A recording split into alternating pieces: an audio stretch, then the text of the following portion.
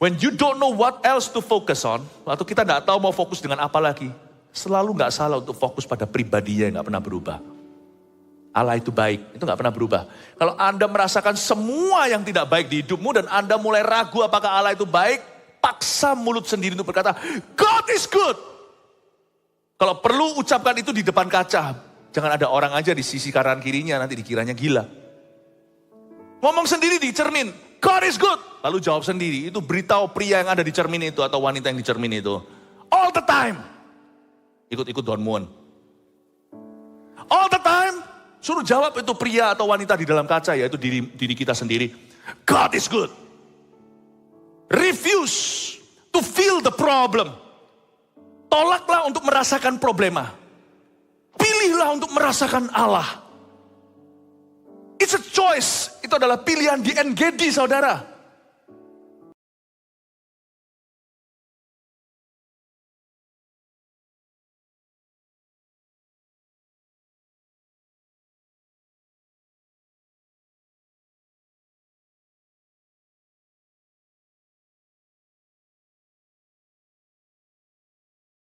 Title-nya.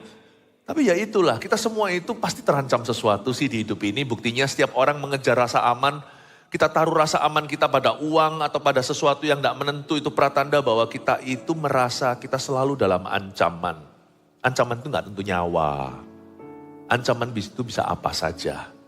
Artinya, lewat ibadah Natal yang sekarang ini, Tuhan akan melucuti kita dari satu berhala, spirit of fear namanya. Kita nggak bisa masuk tahun depan 2023 dalam roh ketakutan. Kalau kita lakukan itu, kita akan merasakan iblis, bukan merasakan Tuhan. Karena takut itu iman loh, sadari Anda. Sadarkah Anda bahwa takut itu iman, tapi bukan pada Tuhan. Kalau kita beriman pada Tuhan, alhasil kita nggak akan ketakutan. Tapi karena kita beriman pada apa yang setan bisa lakukan, mungkin lakukan, potensi melakukannya terhadap dirimu, makanya kita ketakutan. Fear is serious. Fear is faith. Takut itu iman. Tapi pada yang salah. Saya ajak kita untuk melihat bagaimana kita bisa berdoa melawan semua roh takut. Bahkan ketika dalam ancaman. Dan kita bisa melihat ujungnya dari setiap ancaman yang mungkin terjadi di hidup ini adalah jarahan yang Tuhan janjikan. Kita buka dulu ceritanya di 2 Tawarik pasal 20 ayat 1 sampai ayat yang ke-13 saya bacakan. Kemenangan atas Moab dan Ammon, inilah akhir pemerintahan Yosafat.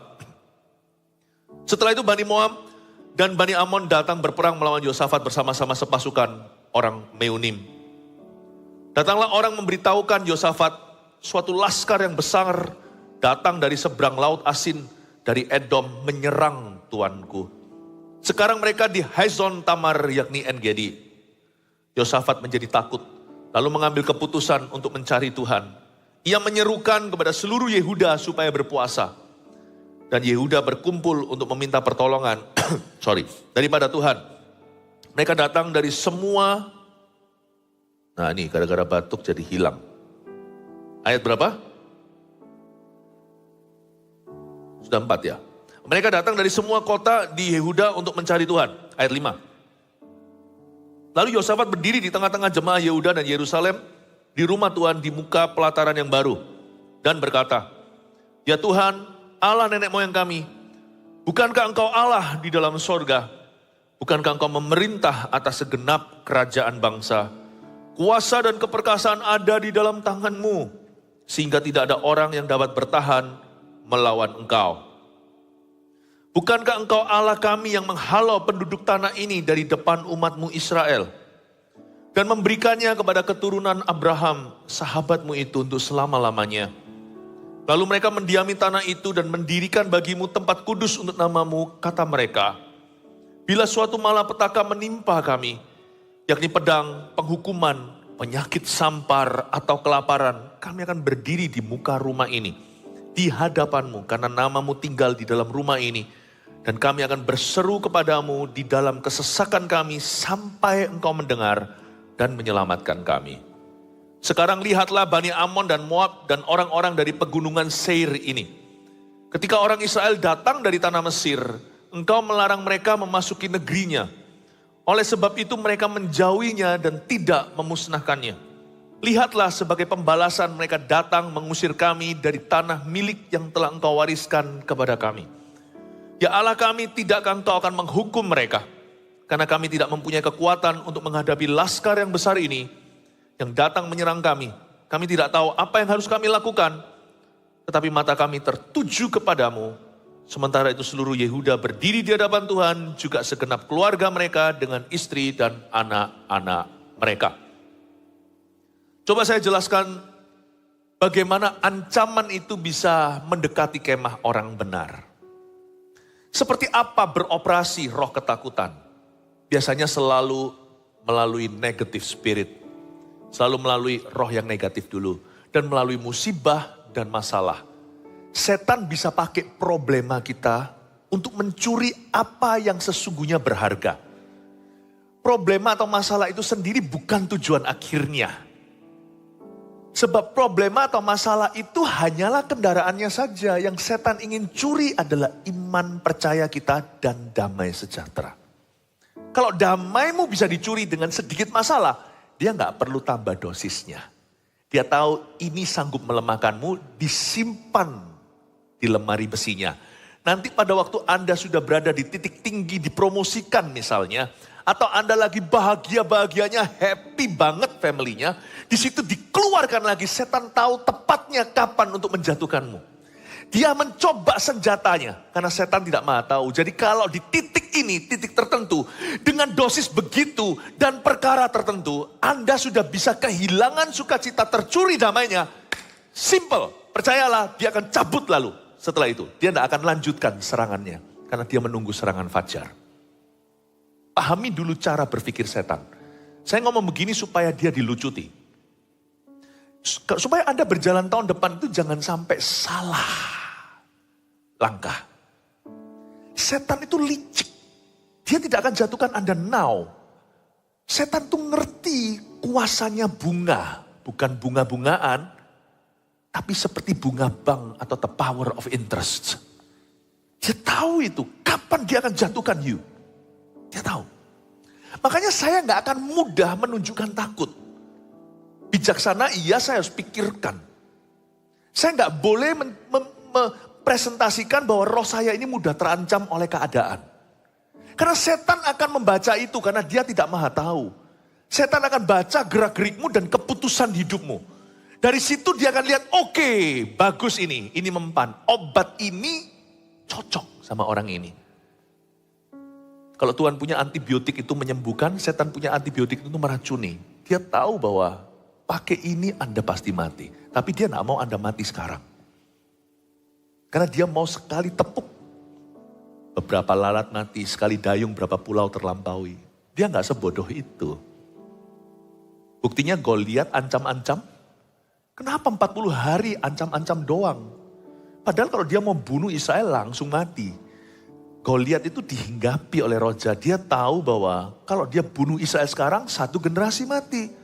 Tapi kalau dia ancam sampai akhirnya mereka malu sekali sebagai bangsa. Untungnya Daud maju. Kalau Daud nggak maju hari itu, maka akan menjadi legenda bahwa orang Israel forever kalah. Nanti sampai zaman Yesus pun nggak jadi Mesias. Dia ingin merampas Israel dari dignity, rasa hormatnya. Supaya dia bisa ambil seluruh sejarahnya. Goliat tidak bodoh, dia bukan mau bunuh orang-orang Saul. Dia mau bunuh Israel forever dan di dalam dia hingga roh jahat yang tahu suatu hari akan lahir gereja mula-mula dari golongan Yahudi ini sampai ke bangsa-bangsa. Dia mau bunuh gereja sebelum gereja lahir di perjanjian baru. Untungnya Daud berkata, siapa orang tak bersunat ini? Kok bisa umbar-umbar hina? Kau datang pakai pentung, kau datang pakai pedang. Aku datang pakai nama Tuhan, dia mundur sedikit dan sering. Pum! Langsung apa? Nggak boleh gampang tunjukkan takut dengan sesuatu. Nggak boleh. Orang Kristen nggak boleh panikan. Oh kita ini gudangnya damai sejahtera kok. Tahun 2023, gerak-gerikmu dan keputusanmu akan menentukan kemenanganmu. Tahukah setiap gerakan kita Ada pepatah berkata, di mulut orang benar itu ada kuasa, jangan sembarangan bicara. Betul, bukan hanya, saya tambahkan bukan hanya kata-kata atau kalimatnya, gerak-gerik keputusanmu itu akan menentukan. Kalau kita dikit-dikit takut, dikit-dikit lari dari masalah. Ada satu macam tipe olahraga yang jangan ditekuni Bapak Ibu Saudara. Lari maraton boleh, lari sprint, badminton. Lari dari masalah, no way. Ada orang yang kuat sekali staminanya untuk lari dari masalah. Sampai kapan ya? Nah sekarang saya tunjukkan the nature of problems. Semacam apa problema yang menimpa Yosafat hari itu. Seorang raja yang baik, Yosafat ini raja yang baik di Yerusalem. Ayat 1. Setelah itu Bani Moab dan Bani Amon datang berperang melawan Yosafat. Bersama-sama sepasukan orang Meunim. Wah kelihatan ada koalisi nih. Jadi ada Moab, ada Amon, dua bangsa tuh. Moab dan Amon ini siapa? Ini juga dekat sama Israel.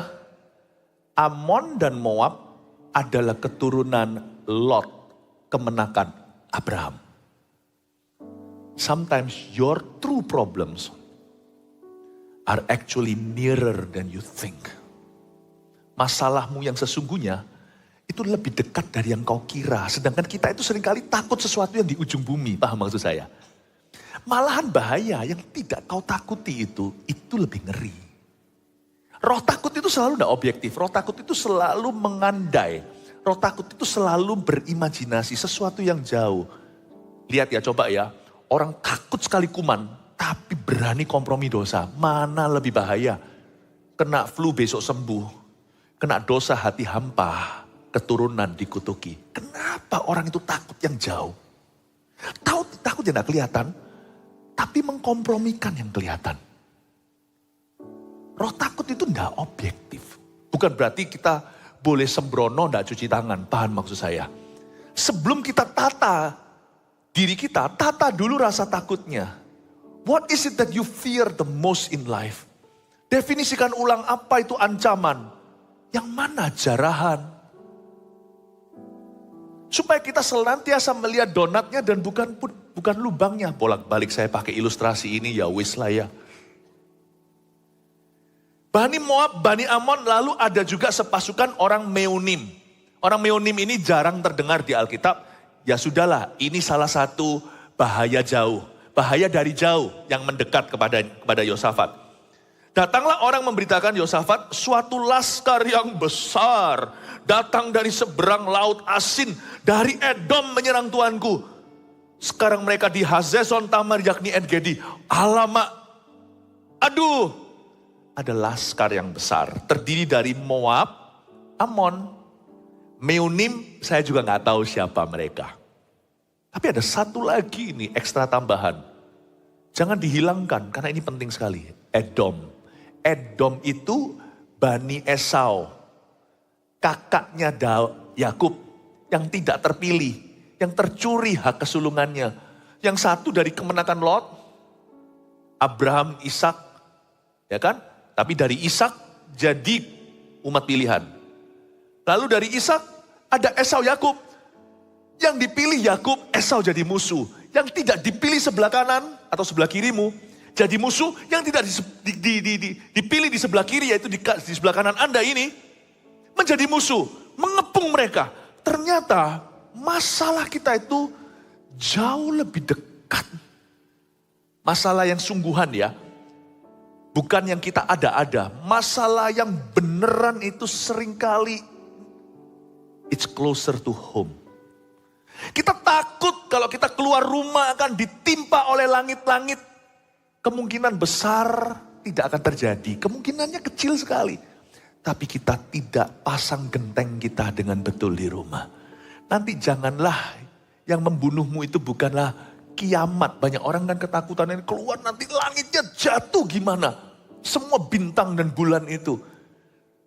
Tapi genteng mereka sendiri tidak pernah diperbaiki. Mungkin nanti matinya kejatuhan genteng itu. Edom adalah gentengmu. Edom, Amon, Moab. Hanya 1/4 itu yang stranger, yang kita tidak kenal yaitu Meunim. Yaitu bahaya yang kita tidak duga. 3/4 dari bahaya yang sungguh-sungguh ancaman asli itu sudah mudah terprediksikan. Berapa banyak di antara kita tidak bangun kerohanian kita. Sudahlah, mau takut apa itu, takutlah itu dulu. Itulah momok cikal bakalnya everything wrong in your life. Segala sesuatu yang salah. Kenapa kita nggak takut kehilangan Tuhan? Itulah cikal bakalnya segala buah yang salah di family tree atau di pohon keluarga Anda dan saya. Aneh, orang itu takut bangkrut. Dia takut kena kanker. Tapi dia tidak takut sama sekali jauh dari Kristus. Aneh ya, orang bisa takut nanti dagangannya nggak laku. Tapi dia nggak takut kalau dia dirampok atau dirampas roh pelayanan di dalam dirinya. Sedangkan pelayanan itu kasut kerelaan memberitakan Injil damai sejahtera. Melayani Tuhan itu sebenarnya adalah senjata rohani. Tanpa itu hidup kita nggak mungkin bisa betul, percayalah saya. Kita bisa takut hal-hal yang jauh, takut ditimpa sama langit-langit. Genteng sendiri, atap rumah tak pernah diperbaiki. Kita takut nanti nggak sukses. Tapi anak-anak muda pacarannya main jamah. Kenapa nggak takut bolongnya dari situ nanti setan akan mengutuki pernikahanmu? Bapak ibu saudara, let's get real with Jesus. Tahun 2023, do not walk in fear. Jangan berjalan dalam roh ancaman, tapi berjalan dalam janji-janji Tuhan. Berjalan dalam titah-titahnya. Berjalan dalam perintah-perintahnya. Jangan pilih-pilih, tebang pilih kalau baca firman maunya hanya janji. Kalau kita mau baca Alkitab, baca sekalian sampai kepada perintah-perintahnya. Waktu saya baca ini saya melihat, oh ya. Tapi Yosafat punya hak untuk jadi takut lah, coba bayangkan. Kalau ada laskar yang besar, apalagi beritanya gitu. Berita acaranya gini. Raja Baginda suatu laskar yang besar datang dari seberang laut asin. Dari Edom pula menyerang tuanku, sekarang mereka di Hazezon Tamar, yakni di En-Gedi. Coba katakan En-Gedi. En-Gedi adalah tempat pilihan. En-Gedi itu bagus, nanti Maret saya ke situ membawa jemaat. Saya pergi ke En-Gedi pertama kali, itu tempat kambing hutan, kambing gunung maksudnya. Itu kelihatan beberapa kambingnya waktu itu. Di situ juga ada mata airnya. Di tempat itulah En-Gedi, saya nggak bisa dekati, cuma dari situ kelihatan view, sempat lakukan waktu itu syuting saat teduh. Dan saya lihat di sana, itu En-Gedi. En-Gedi itu tempat bersejarah, tempat Daud mengubah rasa takutnya dari Saul menjadi lagu-lagu Mazmur di goa. Tapi En-Gedi nggak semuanya bagus. En-Gedi juga bisa tempat seorang pecundang atau pengecut iman lari ke dalamnya tidak berbuat apa-apa, tunggu mati. En-Gedi adalah tempat milih. En-Gedi adalah saat jiwamu terancam. Apakah akan berubah menjadi mazmur atau menjadi kelumpuhan? Ketika kita takut bangkrut, takut sakit, takut ditinggal pasangan. Ketika kita takut tidak berhasil, takut anaknya rusak. Takut nanti proyeknya gagal. Sekarang pertanyaannya adalah, musuhmu sudah ada di Hazezon Tamar, sudah ada di En-Gedi. What you gonna do? En-Gedi bisa menjadi tempat perubahan. En-Gedi bisa menjadi tempat berkat, En-Gedi bisa menjadi tempat kutuk. Yosafat punya hak untuk takut. Ayat 3, Yosafat menjadi takut, lumrah. Siapa bilang orang beriman tidak bisa takut? Iman itu bukan absennya takut. Iman itu pilih-pilih kepada siapa dia lebih takut. Saya bukannya nggak bisa takut, tapi saya memilih untuk lebih takut Tuhan daripada takut sama apapun yang saya takuti. Paham maksud saya? Bukan berarti tidak takut sama sekali. Kalau orang nggak pernah takut sama sekali itu menurut saya dia Tuhan. Kita manusia, Yosafat menjadi takut. Ini Alkitab jujur sekali. Lalu, nah inilah yang membuat En-Gedi-nya beda dengan En-Gedi kita. Yosafat menjadi takut lalu. Nah lalunya ini loh perbedaannya. Dua orang sama-sama takut. Yang satu berujung beriman, yang satu akhirnya ketakutan. Bedanya di kata lalu. Masing-masing mereka punya destinasi yang tidak sama. Lalu larilah dia dari masalah. Nah, yang satu lalu dibawanya perasaan takutnya ke hadapan Tuhan. Nah ini beda. Yosafat menjadi takut lalu mengambil keputusan untuk mencari Tuhan. When you fear, do you seek God? Waktu kita merasa terancam atau ketakutan, dalam bahaya atau apa, kita cari Tuhan atau lari dari Tuhan. Lalu ia mengambil keputusan untuk mencari Tuhan. Ia menyerukan kepada seluruh Yehuda untuk berpuasa. Bukan hanya dia seorang. Karena dia yang paling berkepentingan. Wong ini dia adalah rajanya kok. Raja itu berarti kan pengambil keputusan. Amerika gimana hari ini kan sangat tergantung presidennya. Tapi Yosafat ini berhikmat. Loh, yang berkepentingan ya bukan saya doang, bukan saya saja kan.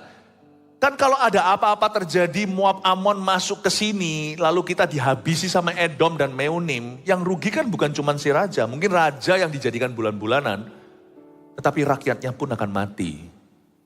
Jadi Yosafat mengajak semua rakyatnya di seluruh Yehuda untuk berpuasa. Ini berhikmat. When you fear, kita nggak ajak orang untuk takut. Kita ajak orang sama-sama untuk saling menguatkan. Ini orang berhikmat. Biasanya kalau kita takut, kita dengar apa? Kita punya selera disamakan. Disamakan dengan ketakutan. Kita cari berita-berita yang membuat kita semakin ketakutan. Kalau kita takut, biasanya kita cari orang yang pesimis yang berkata, iya, Anda tidak perlu mereka. Kita sudah terlalu mahir untuk takut sendiri. Kalau kita gabung dengan orang yang ketakutan, nanti lama-lama kita akan dilumpuhkan oleh setan. Kalau Anda ketakutan, carilah orang beriman. Carilah pertemuan-pertemuan doa. Carilah berita firman. Dengarkan khotbah-khotbah yang membangkitkan iman dengan sengaja namun seimbang. Kalau Anda lagi kepahitan, carilah orang Kristen yang kemanisan. Bukan malah orang pahit cari orang pahit, besi menajamkan besi. Orang pahit, orang kepahitan saling menyesatkan. Disitulah terjadi gosip ya kan. Sama-sama benci seseorang, gak ada gunanya. Itu sama-sama menyeret satu sama lainnya ke neraka sadar-sadar. Harusnya orang yang kepahitan cari kesembuhan, bukan cari pembenaran opini. Ini kesalahan yang sering kali terjadi. Kalau kita itu imannya gak kuat, kenapa kita malah justru menjauhi dari api? Kalau kita mau hangat, dekatlah api unggun. Justru kita harus lihat orang yang imannya kuat. Itu yang dilakukan Yosafat. Dia panggil seluruh Yehuda, ayo besi menajamkan besi. Kita saling menajamkan dalam Tuhan. Aku takut. Rakyat juga berkata, kita juga takut. Tapi mari kita ambil sisa-sisa iman kita. Imanku, imanmu digabung, masa gak ada sih seluruh Yehuda? Sebesar biji sesawi saja. There is power in numbers. Ada kuasa dalam jumlah. Ini yang disebut berkat korporat. Saya melihat, ya kan, saya suka melihat dokumentasi. Saya dulu soalnya suka sekali biologi. Dan saya melihat di salah satu dokumenter itu tentang bagaimana ikan hiu atau pemangsa besar mau coba makan ikan kecil gak bisa. Kenapa? Karena mereka itu berkumpul jadi satu, jadi susah nangkepnya, susah fokus. Itu kan ada juga dianimasikan di Nemo ya kan. Itu loh tiba-tiba yang jadi banyak. Lalu itu kan lucu, tapi itu tidak berdasarkan, dilandaskan kejadian beneran. Bahwa di dalam lautan itu cara defense, cara bertahan seringkali ikan-ikan tidak berdaya itu adalah bersatu dalam jumlah yang besar. Jadi susah itu predatornya mau tangkap yang mana. Ada berkat korporat. Tahun depan janganlah menjauhkan dirimu dari pertemuan-pertemuan ibadah. Saya ngomong gini bukan karena kita gereja ada perlunya untuk kebaktian, bukan. Jangan. Ini semua pilihan sih. Hari ini tanggal 25 kan. Di Amerika Utara, yaitu di benua Amerika, lebih sedikit lagi gereja yang mengadakan ibadah tanggal 25. Semakin dikurangi, semakin tiada. Terserah, setiap gereja kan punya kebijakannya. Tapi gereja kita tidak akan lakukan itu. Karena kita tahu Christmas without Worshipping together is just not Christmas. Jadi, kenapa? Jangan jauhkan diri dari pertemuan, karena itu kekuatan. Yosafat tahu itu, waktu dia lagi kepepet sesuatu, ayo kita kumpul yuk. Yuk kumpul yuk. Ayo kita sama-sama berpuasa. Powerful sekali. Justru ketika dalam masalah, janganlah keluarga itu saling mencabik. Kalau dalam problema, keluarga itu harus bersatu, bangun mesbah, sama-sama sembayang. Justru waktu suami istri itu lagi punya masalah finansial, jangan gegeran. Sisihkan dulu perdebatan, sama-sama lihat kebutuhan, bawa kepada Tuhan. Ajak anak-anak sekalian, mungkin mereka nggak ngerti. Tetapi ada kuasa dalam jumlah, ingat tadi. There's power in numbers. Bawa anak-anak putra-putrinya sekalipun mereka nggak ngerti accountingnya, mereka masih terlalu kecil. Tapi doa anak kecil itu powerful loh. Bilang aja simple, papa mama perlu berdoa. Ayo kalian ikut mendukung. Mungkin mereka nggak bisa berbuat apa-apa. Tapi ketika suara kecil mereka yang sayu itu berkata, Tuhan, tolonglah papa. Merinding aku. Tuhan langsung dengarkan. Jangan diremehkan. Lalu nanti aku sedih. Duduk sendiri, ambil tali, mau bunuh diri. Papa jangan hadapi sendiri. Jangan remehkan ibu rumah tangga loh. Papa mama juga jangan remehkan anaknya. Jangan hadapi sendiri. Read my lips please. Baca lidah bibir saya. Jangan hadapi sendiri apapun masalah di 2023. Sebab rahasia kemenangan seringkali Tuhan taruh pada sesuatu yang sifatnya korporat. Remember this is wisdom, ini hikmat. Jangan hadapi sendiri. Juga jangan jadi orang yang panikan dan manja. Doakan dia, doakan kemana-mana. Kita itu mengobral, doakan saya. Orang yang kayak gitu lama-lama dia sendiri gak doa. Karena dia terlalu kipit-kipit dan berkipas-kipas. Doakan. Yang gini jangan di film ya, jelek. Nanti masuk orang gak ngerti konteksnya saya gini-gini tuh ngapain. No. You need to tell just a few people, 5 roti 2 ikan. Beritahu beberapa aja. Please pray for me, dan ditagih. Ayo sungguhan doa.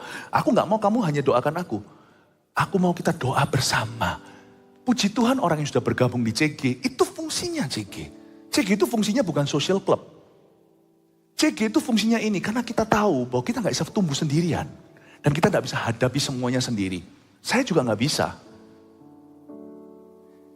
Jangan hadapi sendirian. Coba katakan kanan kirinya. Jangan hadapi sendirian ya. Bilang, Anda punya saya. Bilang gitu. Iya. Siapa tahu yang ngomong gitu nanti. Ternyata bujangan dan jadian. Puji Tuhan ya. Nangkep ini ya. Berkat korporat. Ancaman itu jangan dihadapi sendiri. Jangan hanya dengan Tuhan. Tuhan itu juga punya keluarga. Yaitu saudara seiman. Dan Yehuda berkumpul, mereka minta untuk mereka mencari Tuhan ya. Ayat 5. Lalu Yosafat berdiri di tengah-tengah jemaah Yehuda dan Yerusalem di rumah Tuhan di muka pelataran yang baru. Dan berkata, ya Tuhan Allah nenek moyang kami. Ini doanya Yosafat. Doanya dicatat. Tapi kita bisa bedah doa Yosafat. Saya coba untuk mengoperasi doanya ya. Demi apa? Demi kebaikan Anda. Dan berkata ayat 6. Ya Tuhan Allah nenek moyang kami. Bukankah engkau Allah di dalam sorga? Lihat. Yosafat tidak memulai dengan mengeluhkan problema. Yosafat memulai dengan mengakui siapa Allah. When you don't know what else to focus on. Waktu kita tidak tahu mau fokus dengan apa lagi. Selalu gak salah untuk fokus pada pribadinya yang gak pernah berubah. Allah itu baik, itu gak pernah berubah. Kalau Anda merasakan semua yang tidak baik di hidupmu dan Anda mulai ragu apakah Allah itu baik, paksa mulut sendiri untuk berkata, God is good. Kalau perlu ucapkan itu di depan kaca. Jangan ada orang aja di sisi kanan kirinya, nanti dikiranya gila. Ngomong sendiri di cermin, God is good. Lalu jawab sendiri, itu beritahu pria yang ada di cermin itu atau wanita yang di cermin itu. All the time. Ikut-ikut Don Moon. All the time. Suruh jawab itu pria atau wanita di dalam kaca, yaitu diri kita sendiri. God is good. Refuse to feel the problem. Tolaklah untuk merasakan problema. Pilihlah untuk merasakan Allah. It's a choice. Itu adalah pilihan di NGD, saudara. Dan itu yang Yosafat lakukan. Bukankah engkau Allah? Ini bukan gini loh, kalau engkau Allah buktikan. Dia tidak menantang Tuhan. Bukankah engkau Allah di dalam sorga? Bukankah engkau memerintah atas segenap kerajaan bangsa? Mulai merembet ke perbuatannya atau ke peran Tuhan. Bukankah engkau memerintah? Tadi kan bukanlah engkau Allah, itu who atau siapa. Sekarang bukankah engkau memerintah, itu what he does, apa yang dia lakukan. Bukankah engkau memerintah atas segenap kerajaan bangsa? Dengan kata lain, doanya Yosafat mengingatkan dirinya sendiri bahwa Tuhanlah yang memerintah atas Bani Moab, Ammon, Meunim, sekaligus Edom. Dia berkata, bukankah kau memerintah atas segenap kerajaan bangsa, kuasa dan keperkasaan ada di dalam tanganmu, sehingga tidak ada orang yang dapat bertahan melawan engkau. Kayaknya ini pujian ke Tuhan, ini dua arah. Ini juga gentle reminder ke diri sendiri. Bukankah engkau Allah kami yang menghalau penduduk tanah ini dari depan umatmu Israel? You are capable to do. Kau sanggup melakukan itu dan memberikannya kepada keturunan Abraham sahabatmu itu untuk selama-lamanya. Lalu mereka mendiami tanah itu dan mendirikan bagimu tempat kudus untuk namamu, kata mereka. Bila suatu malapetaka menimpa kami. Dia ulangi kata-kata nenek moyangnya yang beriman. Kalau ada malapetaka menimpa kami bangsa pilihan. Yakni pedang. Ya hari ini apa ya? Hari ini apa ya relevannya? Pedang itu ya misalkan kerampokan, kejahatan, kriminalitas. Dak-dikduk anak sekolah di luar negeri, di luar kota. Tempatnya rawan, itu pedang. Pedang itu ulah manusia untuk melukaimu. Pedang. Atau kecelakaan, ditabrak sama mobil. Gak hanya itu. Apalagi yang bisa atau patut atau bisa lumrah ditakuti oleh manusia. Penghukuman. Penyakit sampar. Zaman dulu belum ada yang namanya term pandemi itu. Tapi penyakit sampar udah ada, ya itulah pandemik. Penyakit sampar. Kelaparan, kami akan berdiri di muka rumah ini, di hadapanmu karena namamu tinggal di dalam rumah ini. Dan kami akan berseru kepadamu di dalam kesesakan kami. Sampai engkau mendengar dan menyelamatkan kami. Kita belajar banyak lewat pandemi. Waktu awal-awal masuk, dunia belum ready. Saya berlutut ngomong sama Yesus, Tuhan kita. Tuhan, ada beberapa profesi yang pasti kena. Dokter salah satunya. Pendeta juga. Karena pendeta itu dicari orang sakit. Saya bilang, Tuhan Yesus, aku refuse untuk takut.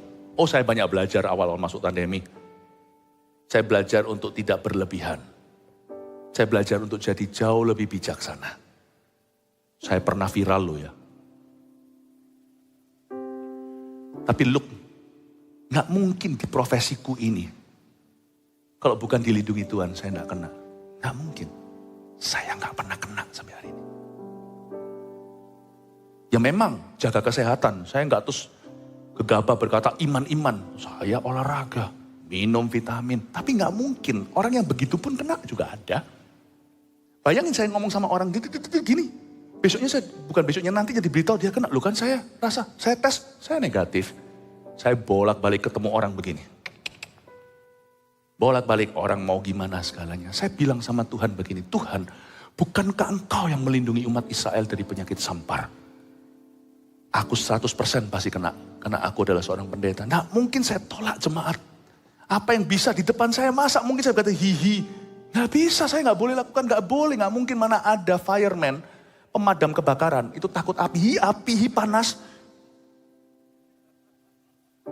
But I refuse to fear. Saya berkata, aku terus melayani. Demikianlah gereja kita maju bukan karena kami. Tapi kami mengambil peran untuk berada di posisi atau sisi iman. Kami terus menjarah musuh. Orang-orang bertobat, setan dirugikan. Kesembuhan pun terjadi.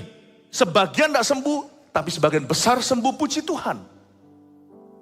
Look, I refuse to fear. Saya menolak untuk menyembah satu berhala, yaitu ketakutan yang berlebihan. Lakukan bagian kita, protokol, jaga kesehatan semua. But I do not want, saya tidak mau dihentikan. Kalau sampai ada sesuatu saya takuti di level tertentu ini, saya sudah berlebihan, berarti dosis saya lain kali akan susah bertambah. Paham maksud saya? Paham ya? Apa yang kita lihat di dunia sekarang ini, saya nggak ngomong soal pandemi sudah, saya ngomong hal-hal lain. Apa yang Anda lihat so far di tahun 2022 sebelum menginjak 2023, dengarkan. Itu semua masih belum apa-apa. Baca kitab Wahyu, coba dibaca kitab Wahyu. Ngerinya itu lebih luar biasa. Saya nggak ngomong ini supaya ketakutan. Saya ngomong ini supaya kita itu kalau beriman jangan tanggung sama Tuhan. Di kitab Wahyu dikatakan ada satu bintang jatuh ke air dan air itu semua menjadi racun dan pahit. Saya nggak ngerti loh itu maksudnya apa. You think this is the worst time in the world?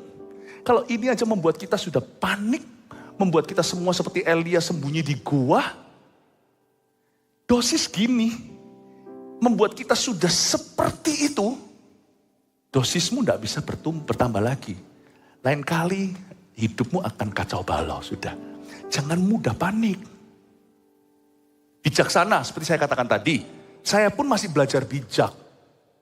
Saya belajar untuk, saya harus ngerti di mana Roh Kudus stop, saya nggak lebih dari itu. Itu bagianku. Sedikit lebih situ, bisa runyam ya kan. Tapi saya belajar untuk tidak mau dipukul mundur. Kalau begini membuat saya lari. Percayalah ke depan hanya ada satu cerita hidupmu di dalam tangan setan, yaitu selalu dibully. Jangan gampang naikkan dosis, generik dulu takut itu. Takut itu kalau bisa pelan-pelan naiknya. Sebab kalau kita sudah naikkan dosisnya, anak kecil langsung diantibiotikin misalkan. Nanti besarnya sudah gak mempan. Sedangkan dia besar, dia akan menghadapi banyak nanti. Masih banyak, masih panjang hidupnya kok dosisnya dihabisin di sini. Paham maksud saya? Jangan dihabiskan di sini. Masih panjang hidupnya. Dan dunia ini belum apa-apa. Lihat kitab Wahyu. Belum apa-apa. Jangan gampang. Naikkan pelan-pelan. Inflasi juga pelan-pelan. Kan gak langsung digenjot. Kalau langsung digenjot nanti kan mata uang. Termasuk mata uang kita kan seperti mata uang mana itu. Zimbabwe atau mana itu yang jumlahnya sampai miliaran, triliunan pada harganya cuma berapa. Nolnya ditambah padahal nilainya tetap sama. Jangan cepat-cepat. Ditahan-tahan, makanya selalu ditahan-tahan. Kalau bisa pelan-pelan. Kalau kita itu takutan, menurut saya dosismu sudah selesai di sini. Masih hidup 20 tahun, 30, 40 tahun lagi, tapi sudah mati. Mulai sekarang sudah zombie. Kita sudah mati sekarang. Don't let fear kill you. Saya tidak mau aktivitas saya dihambat. Karena apa? Disesuaikan iya. Dihambat, tidak. Amin Bapak Ibu Saudara. Demikian pula ini adalah berbicara kepada orang yang mudah untuk cepat-cepat frustrasi hilang coolnya. Langsung emosi, wah kalau ini bisa menyentilmu dan membuatmu emosi, wah.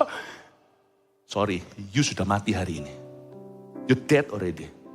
Karena ke depan itu ada masih banyak hal yang memancing emosimu. Ini belum apa-apa, stay cool. Coba dikipas-kipas orang sebelahnya, stay cool. Ya, biar dingin, gak kepanasan. Mobil kalau cepat panas, langsung merah. Waduh, udah gak bisa dipakai, itu sudah swak baterainya. Jangan-jangan mobil baru 2 tahun udah turun mesin. Gimana? Yosafat lihat. Dia berseru, dia berkata, aku di sini bisa kehilangan coolku, aku bisa kehilangan kendali atas diriku. No, dia berkata, besar dan ajaiblah karyamu. Ayat 10, sekarang lihatlah Bani Amon dan Moab dan orang-orang dari pegunungan Seir ini. Ketika orang Israel datang dari tanah Mesir, engkau melarang mereka memasuki negerinya. Oleh sebab itu mereka menjauhinya dan tidak memusnahkannya. Lihatlah sebagai pembalasan mereka datang mengusir kami dari tanah milik yang telah engkau wariskan kepada kami. Ya Allah kami, tidakkah engkau akan menghukum mereka? Yosafat berubah keluar garangnya. Dia bukan minta pembalasan, makanya dikasih tanda tanya. Tidakkah engkau akan kasih kata terakhirnya ke Tuhan? Jangan ketok palu karena kita bukan hakim segala sesuatu. Tidakkah engkau akan menghukum mereka? Yosafat berkata, aku siap loh menjadi senjata di tangan Tuhan. Pakailah aku Tuhan. Di lembah Yosafat ini, pakailah aku, putar balikan situasi ini. Jadikan aku dari orang yang ketakutan menjadi penjara musuh. Kalau saya bilang jarahan itu tidak berarti perampokan. Ini adalah suatu kiasan rohani jarahan musuh itu maksudnya setiap senjata ditempa melawanmu, Yesaya 54, tidak akan berhasil. Dengan kata lain, semua senjata ditempamu justru jadi peluru keberhasilanmu. Misalkan setan punya senjata mutakhir, yaitu panah api si jahat. Kalau itu dipanahkan, kalau kita dipanahi 10 panah, nggak kena semua. Kita hoki, karena kita dapat 10 panah for free. Kalau kita dipanahi 100 biji,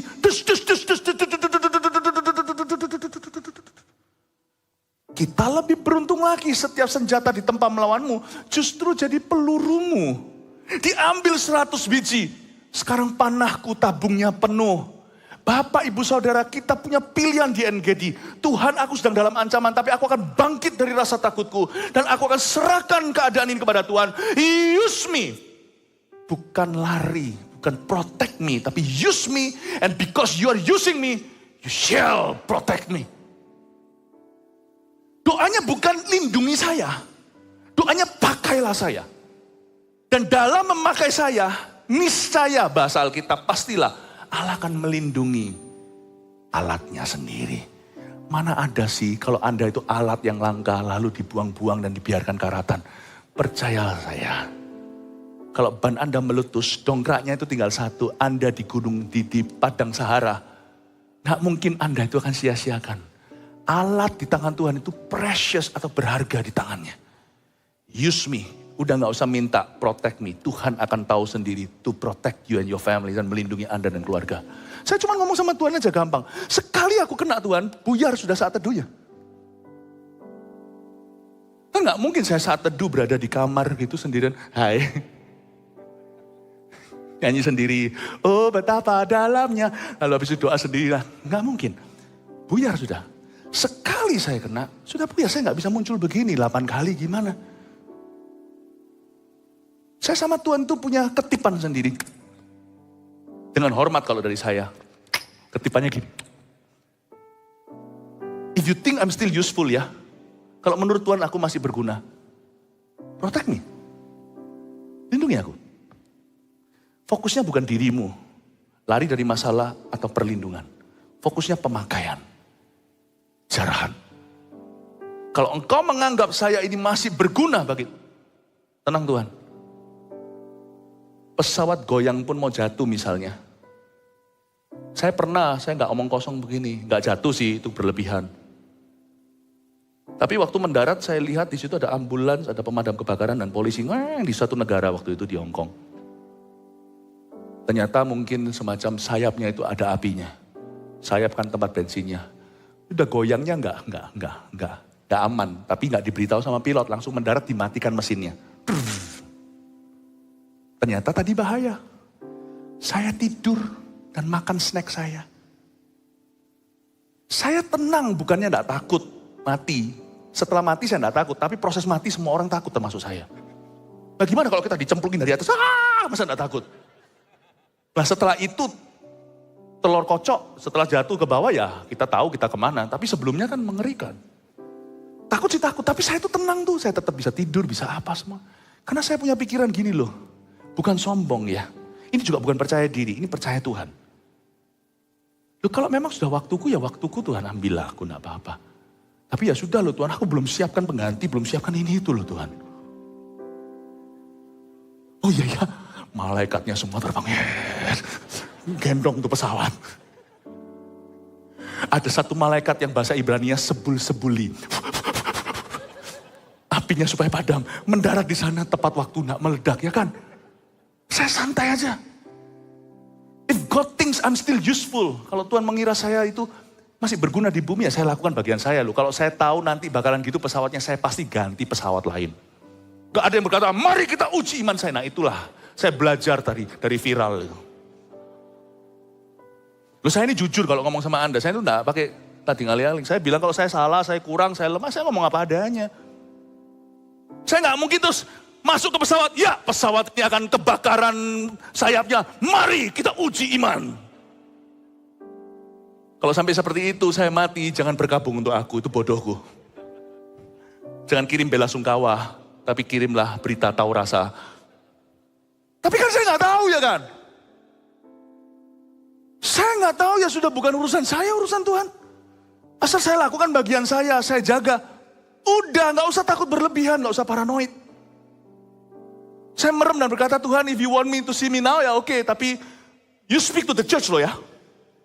Tuhan yang bicara sama gerejanya loh ya. Kan nggak mungkin saya pulang-pulang sini cuma tinggal pakaian saya dibungkus taruh di depan sini. Nah, siapa yang khotbah begini? Ya Tuhan tahulah kapan lah waktuku, kapan Tuhan perlu. Ya, relax lah. Relax lah. Saya pesawat terbakar pun saya nggak getir kok. Saya nggak gentar. Kalau saya itu gentar. Wah, saya masih umur segini gentar. 20 tahun lalu dari sekarang saya jadi apa? Sakit jiwa. Nggak boleh. Saya masih hidup lama. Nanti saya takutnya itu waktu nanti saya mau mati. Minggu terakhir itu kalau saya sampai tahu ini mau mati gitu ya. Saya tak tunjukkan semua takutnya. Aku takut, saya akan beritahu sama semua aku sebenarnya takut. Nah, nggak apa-apa, nggak lama lagi sudah cabut. You still young. Berapapun usiamu, you still young. Jangan insane here. Jangan hilang damai sejahtera di sini. Amin Bapak Ibu. Semoga apa yang saya sampaikan ini tidak keterlaluan. Atau semoga Anda menangkap ya. Saya kalau khotbah seperti di gereja sendiri itu, saya itu khotbahnya lebih keras. Itu bukan, itu kontennya. Saya itu ajari Anda, ini pemuritan. Saya coba memuridkan jemaat sendiri. Supaya orang tidak hanya merasakan suksesnya gereja kita, dapatkan urapan, tapi supaya Anda masuk ke dapurnya. Saya ajarkan how to live almost fearlessly. Gimana hidup hampir-hampir gak pernah takut apa-apa. Hampir-hampir loh ya, kita yang realistis saja. 3 poin sederhana oke? Seperti biasanya, catat bawa ke rumah doa dalam ancaman dan menuai jarahan musuh. Nomor 1 rangkuman kita sebagai berikut. Waktu takut carilah Tuhan bersama dalam doa dan puasa. Catat itu. Ingat ini ya, ini langkah kaki pertama setelah takut apapun juga. Cari Tuhan. Jangan sendirian, oke? Cari Tuhan itu bersama-sama dalam doa dan puasa. Cari Tuhan itu kalau bisa sekalian ajak keluarganya. Keluarga itu jangan dijadikan hanya family. Keluarga itu dijadikan mesbah. Suami istri yuk bangun dia tahun 2023 gak pernah doa sama-sama. Selalu sang suami titip doa sama istrinya pendoa. Titip ya ma, titip doa di gereja. Beritahu Tuhan tidak buka titipan. Habis ini kalau ada masalah doa bareng ya. Preferably kalau Anda baca tadi, saya baca ayat yang terakhir 13. Sementara itu seluruh Yehuda berdiri di hadapan Tuhan juga segenap keluarga mereka dengan istri dan anak-anak mereka. Take your family with you and you pray. Jangan cuma take them vacationing atau bawa mereka jalan-jalan. Bawa jalan-jalan semua orang begitu, orang dunia juga demikian. Ayo ke Disneyland, ayo ke kebun binatang. Kadang-kadang ada orang tua yang ajak anaknya jalan itu sedikit goda-godain mereka. Ayo ke kebun binatang, aku mau kenalkan, papa mau kenalkan kamu sama cousinmu. Sama sepupunya. Anaknya langsung jatuh mental. Kalau Anda mau ajak keluarga, jangan melulu pergi jalan-jalan. Kalau mau ajak keluarga, ajaklah mereka berdoa. Itu kuasa korporat. Amin. Ke gereja jangan hanya cuma ibadah. Ini ibadah di church. Dipakai tengah minggunya CG untuk saling mendoakan. Supaya kamu sembuh, kata Yakobus. Nomor 2, doa dalam ancaman dan menuai jarahan musuh. Nomor 2, banyaknya musuh, laskar besar ya kan. Banyaknya musuh, pratanda, banyaknya jarahan di depan. Ayo kita beriman. Semua panah api yang dilempar itu jadi pelurumu. Jangan-jangan kita dilempari 1 juta panah. Nanti kita bisa buat rumah. Salah satu cara Tuhan memberkati umatnya adalah dengan dicari gara-gara.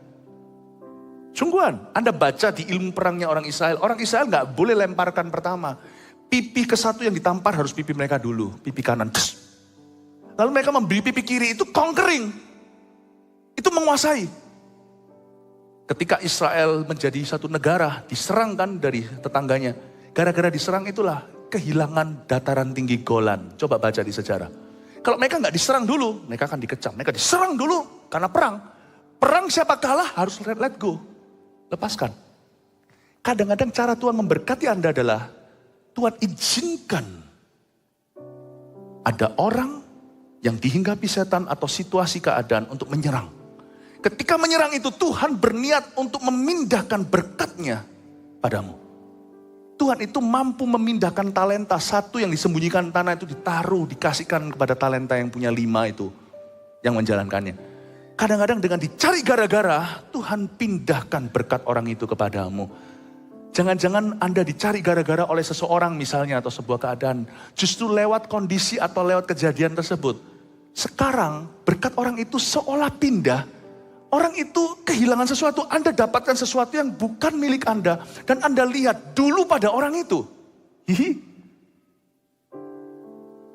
Semoga senjata yang ditempa melawanmu senjata kualitas. Karena berarti bahannya bahan unggul.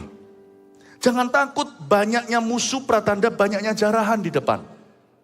Selalu lihat potensi, bukan rasakan problema. Terakhir ketiga, fokuskan doa kepada sifat dan perbuatan Tuhan. Fokusnya ke faith, not fear. Kepada iman, bukan rasa takut. Fokus doa kepada sifat dan perbuatan, gak pernah salah. Ketika kita gak tahu mau ngomong apa, besar dan ajaiblah karyamu, adil dan benarlah jalanmu. Akui Tuhan dan apa yang Dia perbuat. Meskipun Anda tidak tahu bagaimana menyuruh atau meminta Tuhan untuk berbuat sesuatu dalam hidupmu. Dengan mengakui perbuatannya, Tuhan akan berbuat sesuatu dalam kehidupan Anda. Amin. Kalau Anda tidak tahu gimana memuji, tetaplah menyembah. Memuji itu bersyukur atas apa yang Tuhan lakukan. Mungkin Tuhan belum melakukan apa-apa. Menyembah itu tidak dilandasi atau didasari dengan perbuatan Allah. Tapi sifatnya, you are God, you are good, engkau holy, engkau suci, engkau mulia, adil dan besarlah karyamu, benarlah jalanmu. Itu semua menyembah. Menyembah itu selalu betul di dalam situasi yang salah. Karena apapun yang terjadi, apapun fakta hidupmu, Allah pribadinya tidak pernah berubah. Kalau Anda tidak tahu mau ngomong apa dalam hadirat Allah, menyembah. Fokus pada sifatnya, pribadi, karakternya, dan terakhir perbuatannya. Semoga ini jadi berkat buat Anda. Semoga Anda lengkap imannya. Tahun depan Anda menjarah musuh.